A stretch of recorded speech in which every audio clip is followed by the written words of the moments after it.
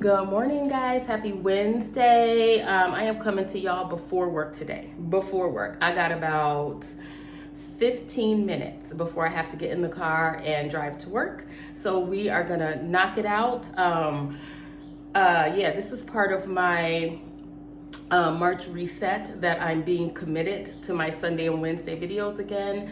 And so I'm really trying to make sure that I can stay on track. And so first, we're going to talk about my car loan update. I know I wasn't going to give a car loan update until I got into the 1000s, but here we are because I have a countdown to May. My car is going to be paid off in May. I know I think I was grandiose in saying it was going to be paid off in March, but a couple times I wasn't able to make that extra payment because I was going to make a payment out of each of my paychecks. But a couple times I had some other financial things to take care of. And so in doing that, in trying to meet my two financial goals for 2026, one is to pay off my car loan and the other one is to save $11,000 in an emergency fund by the end of the year. I do have to have some habits that I need to change in my life, and 5 of them specifically are related to finances, and then I have other habits that I need to change as part of my March lifestyle reset. So it's not just a reset for the month, but some of these habits are going to continue for a lifetime, because I feel like I just need to prioritize differently in my day-to-day life. And so a lot of these habits have to do with my evenings flowing better so that my mornings before work can flow better. And without these habits, honestly, I wouldn't be able to come to y'all before work. Not at all. Like sometimes when I'm doing a vlog, I might make a clip while I'm making my coffee or something like that. But honey, I'm all ready to go. All I got to do is put my laptop in my backpack, put my jacket on, and we're out. We're out of here. And I don't have to warm up the car today. The rain is taking care of that. Don't have to warm it up. So here we go, my car loan countdown to May, and 5 habits I've had to break in a March lifestyle reset. Let's see if we can get this done in 15 minutes. Actually, I got 13 minutes left. I need a swig. Okay, first and foremost, we're officially on the countdown to May. My car will be paid off by the end of May.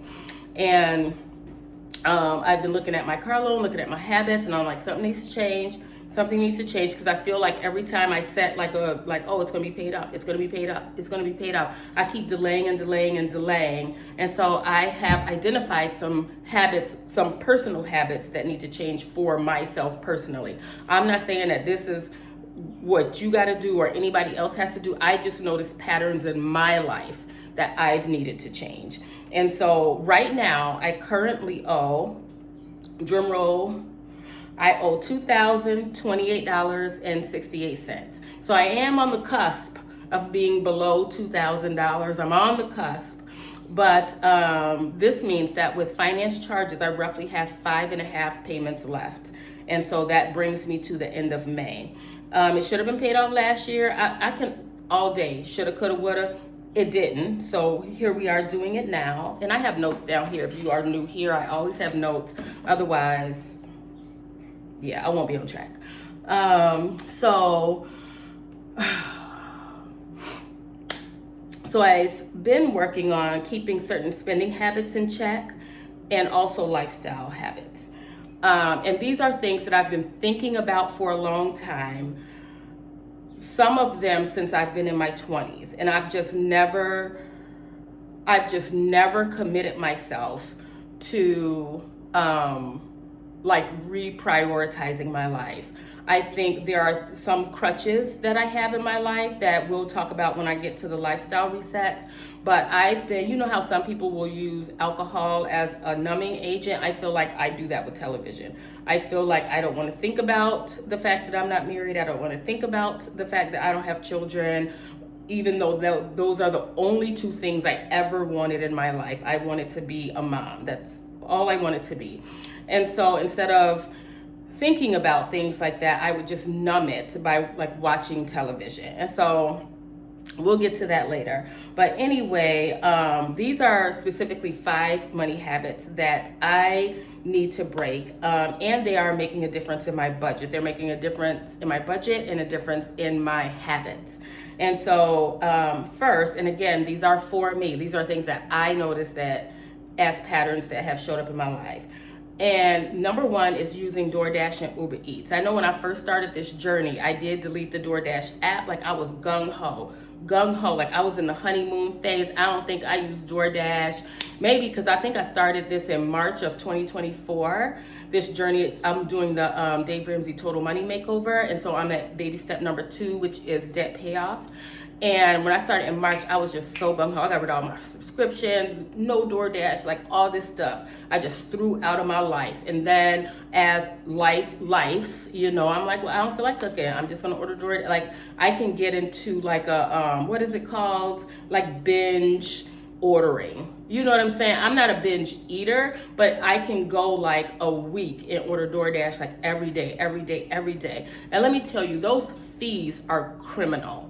I don't know how they get away with charging so much money. You know what I mean? So first of all, the restaurants already charge up. They upcharge for DoorDash. You know, if you go into the store, the prices are different than they are on DoorDash.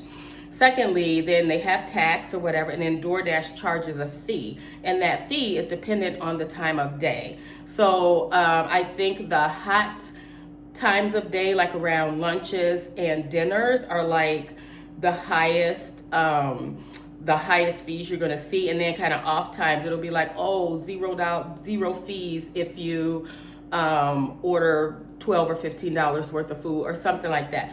Criminal. Like, and don't get me started on charging me all these fees, and then they have taxes and fees. So all of this, right? And so don't get me started on you're charging all these fees, and then the DoorDash driver can forget part of my order, and there's no way to reconcile that. So I had that happen. Part of my order wasn't there. I contact the person because it was early enough to where I felt like he could have came back and brought it back. And by the time he responded, he was like, oh, I'm not there anymore. I'm sorry. And then when I told DoorDash didn't even give me the full amount of what I paid for it. And I'm like, just for that item, I wasn't trying to refund the whole meal because I did keep it. But that part of my meal that wasn't there, they didn't even refund me the full amount of what that was. You know what I mean? So I'm like, it's just criminal. And I know somebody that worked for DoorDash, they like, I would never order from DoorDash. They don't even use the service, but they use it to drive and make extra money or whatever. But it's criminal. And I probably have spent well over $1,000. I want to go into DoorDash and see how much DoorDash I've spent like in a year, like from March to last year, March. I really want to see what that is because I think that it's ridiculous. And so the more I think about that, the more I'm like, you know what? If I can't go get it, I don't need it. I have food at home. I don't even need it. I have food at home. Sometimes I didn't have food at home because if I'm when I'm sick, that is a lot easier to do, to order DoorDash. When I'm sick and couldn't get up and I needed medication, I did use DoorDash. I feel like that's more of a justifiable thing, but it didn't do much for my waistline. I have gained 20 pounds since the summertime, but we're going to talk about that in the lifestyle reset. So that was number one, using DoorDash and Uber Eats, getting that out of my life. And it's so funny, people like I can delete the app, but I can also just re-download it. So I have to just make the decision, and I just have to make the hard choice. I just need to not do it, right? I just need to not do it. And so as of March 4th, I have not used DoorDash. So here we are breaking habits in March of 2026. So the next one, number 2, another pattern that I noticed, hold on one second. Okay, another pattern that I noticed is that as much as I know that I need a grocery list to go to the store, often I will go to the grocery store without a list. And then I take it a step further. I buy things that realistically I'm not gonna eat. Like, for example, I know that I've gained weight since the summertime. And so I go in the store and I'm like, okay, I'm gonna buy all this healthy stuff. And that's fine, but realistically, am I mentally ready to make that switch, that change in my eating habits, that lifestyle change. If I'm not ready for that, I don't need to buy those things. You know what I mean? Like even at work, if I have to stop at the store on the way home, I need to write me a short list and get those items. And I'm really good about following my list because I will have pre-thought about it. You know what I mean? And so, so often like I'll get stuff, I'm like, oh yeah, I'm gonna eat all these, vegetables or whatever, and then it will end up going bad because I'm not eating it, or I'm not using, or I'm not even home to cook it. That's what I've been running into a lot lately. This semester is super busy, and so I've been running into like getting home super late, and so I'm not gonna cook when I come home super late. That led me to going to fast food and getting fast food and things like that. And I just need to, I have grocery money. I don't mind cooking. I don't know that I love cooking, but I like cooking things that I like. And so I've had to really just also for like lunches during the week, meal prepping on Sundays. This past Sunday, I did a super easy meal prep. I went to Jewel. I got 8 pieces of their grilled chicken, super delicious. I bought some frozen green beans and frozen Brussels sprouts. I cooked those up.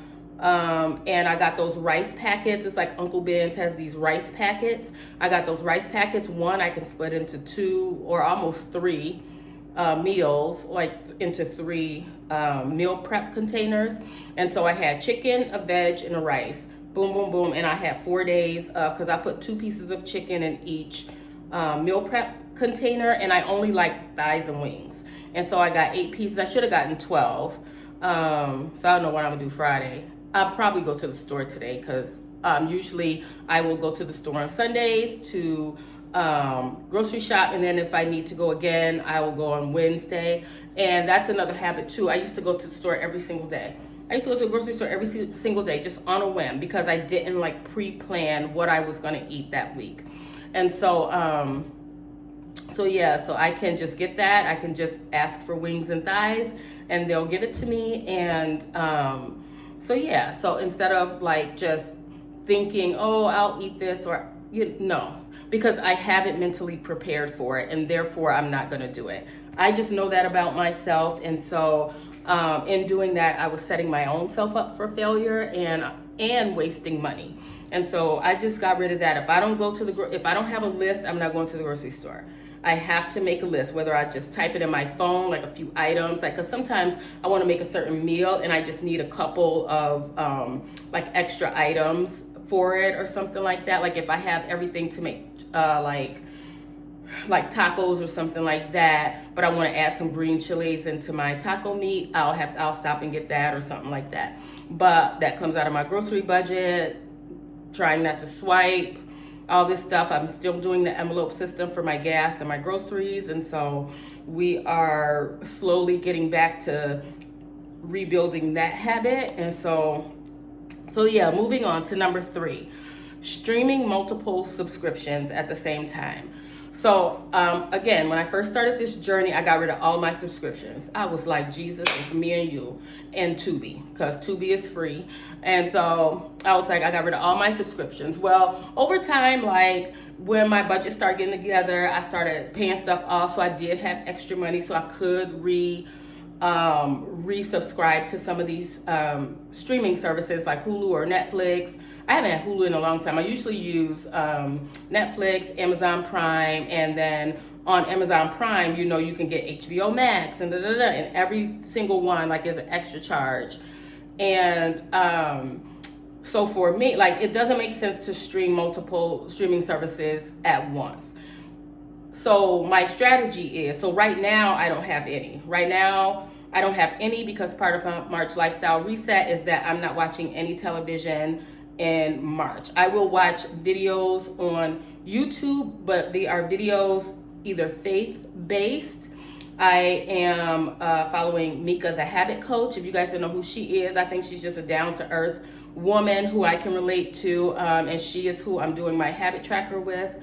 And so I watch her, and then I don't watch any like smut YouTube, like people talking about other people, like people review, like There's a young lady that I watch. She is in the process of moving her family, her children, and herself to Florida. So she's going through this process with it. There's other channel that makes this reaction channel about her. So I'm not watching stuff like that, gossip, and just getting into putting people down. And your life ain't to like. I'm not doing it.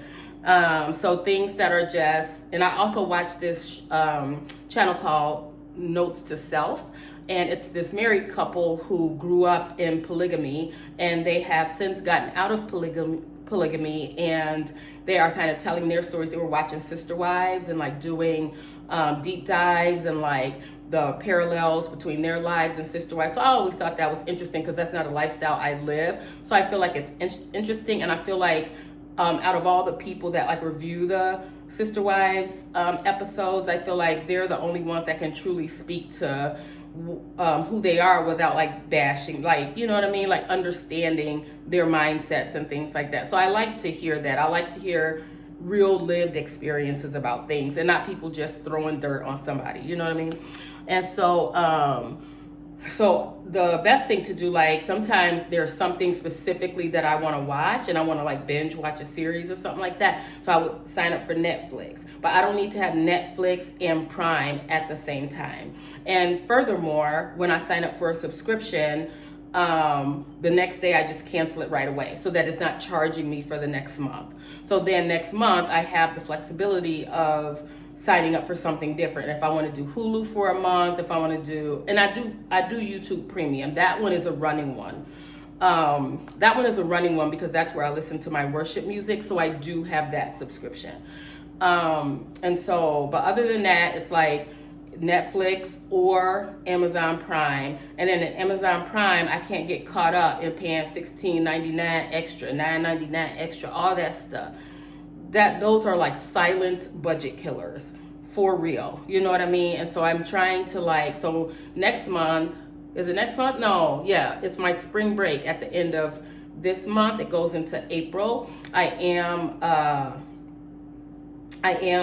taking like a little retreat, and so we'll see how I feel. Like if I like the cleansiness of not watching TV, maybe I'll just continue that, or maybe I'll just get a movie or just sign up for something for 1 month so I can just watch movies during that time or something like that. But streaming multiple subscriptions at once is something that I have gotten out of. Like sometimes you can have Netflix, Hulu, you have Amazon Prime, Disney Plus, like all these things. Because I feel like even with Amazon Prime, all those extras, like I can't do it, and it's not even worth it most of the time. Most of the time I'm just doing it for like one particular show, you know, because somebody suggested it or something. So so streaming multiple subscriptions at once is a habit that is out of here for 2026. And then number 4, I had to stop being all or nothing with my budget, and that was a learning process for me. So when I first started the Dave Ramsey program, the Total Money Makeover, I like budgeted down every penny. I had no fun in my budget, but at the time it was fun for me to like live that way, like, yeah, because I could be proud of myself. I feel like I was accomplishing something. But then over time I'm like, okay, paying off debt is gonna take a minute, you know what I mean? And so I wasn't budgeting anything that was like self-fulfilling, like, or more of an instant gratitude than like, you know, looking way into the future, you know, for debt payoff or whatever. And so you guys know I had started taking clarinet lessons, and I do that. I play in a community concert band. I take, I said I take lessons already, things like that. And then just having a little extra left over for things like if a friend and I want to like go have lunch or dinner after work, or just for example, this past Friday, my church hosted a ladies' night out at the movies, and so we went to the movies to see I Can Only Imagine Part 2. If you have not seen it, I highly recommend it. Especially, it is a faith-based movie, especially if you are like struggling with hoping and knowing that God is there for you. I definitely recommend that movie. So I was able to do that because it's like I'm not denying it, and I'm being with like-minded women of the faith, you know what I mean? And so that was a good thing to be able to do. And so I wasn't accounting for like wanting to enjoy my life. So then it became like I think a young lady that I watch on YouTube, she coined it as, it wasn't budget fatigue, frugal fatigue, just not doing anything fun. Everything's going to budgeting, everything's going to paying off bills. And I realized that then I would get into binge shopping, like especially around the holidays. I would start shopping a lot on Amazon Prime. But if I allow myself some things throughout the year that are in my budget, I can maintain it a lot longer and not fall into that frugal fatigue, and therefore not binge shop because I'm just over it, because I've been denying myself all this stuff, and now I need to go ahead and buy myself something and reward myself for all the hard work that I've done. And that just sets me back. That's all that does. So, and also, I think about that in my grocery budget too. Yes, I'm getting healthy, but also I need to put things in there that I know I'm going to want to eat, but not buy fast food. Do I have that? Oh, that's in my next one. Yeah, that's my next one, my lifestyle reset. But like, if I like a good burger and fries, I need to have that in my kitchen. If I just want to indulge on something, whatever that thing is, make sure. And I'm not like a junk food eater or a binge eater or anything like that, but sometimes I do have taste for things. And then that starts that spiral of buying fast food and ordering DoorDash and things like that. So and I can cook, so it's not like I won't be able to make it if, you know what I mean? Like if I don't buy fast food or anything like that, I can cook. So just having things like that. So I have some turkey burgers in the fridge or in the freezer, and I don't have fries because we are not eating any French fries for the month of March. And if anybody is close to me and knows me, French fries are like a food group to me. I can eat French fries every day. And so my friend always teases me about all the French fries I eat. He said, when you come for this conference, I'm gonna take you to dinner, but you're not allowed to eat French fries. Deal. Okay. So we're getting rid of French fries for the month of March just to work on the weight, cook at home, different things like that. So I did put, no French fries are in the freezer, but I did put things in my budget. So I have like some chicken strips in there, and I usually cut those up and put them in a salad. I have some, and I do the same thing with popcorn shrimp. I have it, I could throw it in a salad. It kind of gives me that little indulgent while being semi-healthy at the same time, And then number 5, impulse spending. If I'm shopping and I see something I haven't budgeted for, I have started leaving it at the store, taking 24 hours, going through my budget. Can I get this? And if not, can I save for it? Do I really want it? Or was that just going to be an impulse spending spree? Or is there extra work I can pick up so that I can pay for it?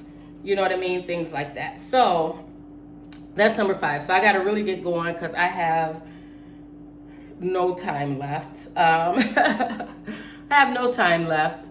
So including the habits that I just mentioned, all the money habits, I do want to mention some other habits that I'm changing this month I was going to share all the benefits, but I might not have time to share all the benefits of why, so I'll pick a couple, right? And so number 1, I'm not having any sugar this month. My coffee is just coffee and cream. And yesterday I went and got a coffee after work because I was exhausted. So I got, or I was sleepy because I've been like getting up at 4 o'clock again. So I got a coffee with cream and one Splenda. And that was perfect. So yeah, there's no cream. I don't have any Splenda at home. So we just drink it straight. And these are 10 habits. And these are the 10 habits that I'm using in my habit tracker community. Again, her name is Mika, the habit coach. And it's super fun. Like, we're just on this, journey together. You can see what each other's doing and what each other's working towards. And it's nice to have like not only accountability, but but just walking alongside other women, like getting their lives together too. So that's what it is. Number 2, making my bed every day, which I didn't, and I'm gonna do it. I'm gonna do it before I leave for work. And so I said, make my bed before work. But on like Saturday and Sunday when I'm not going to work, my habit is to record a clip for YouTube, for a vlog or something like that. Number 3, 10 engagements in that community. I have to do 10 engagements. And she like shouts us out on her channel every day for the people that did their 10 things or whatever.